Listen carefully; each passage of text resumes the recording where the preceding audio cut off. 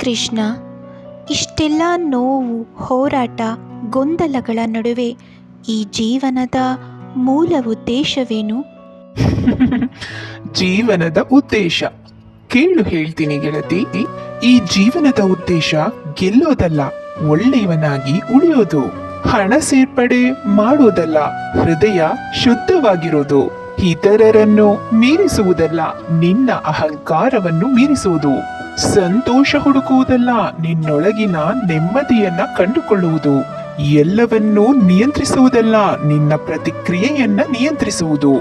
ಜನರಿಗೆ ಇಷ್ಟವಾಗುವುದು ಅಲ್ಲ, ನಿನ್ನ ಆತ್ಮಕ್ಕೆ ಸತ್ಯವಾಗಿರುವುದು. ಫಲದ ಹಿಂದೆ ಓಡುವುದಲ್ಲ, ನಿನ್ನ ಧರ್ಮದ ಜೊತೆ ನಡೆಯುವುದು. ಪ್ರಶ್ನೆಗಳಿಂದ ತಪ್ಪಿಸಿಕೊಳ್ಳುವುದಲ್ಲ, ಪ್ರಶ್ನೆಗಳ ನಡುವೆ ನಿಂತು ಬದುಕುವುದು. ಭಯವಿಲ್ಲದ ಜೀವನವಲ್ಲ, ಭಯ ಇದ್ದರೂ ಸತ್ಯ ಬಿಟ್ಟು ಬಿಡದೆ ಬದುಕುವುದು.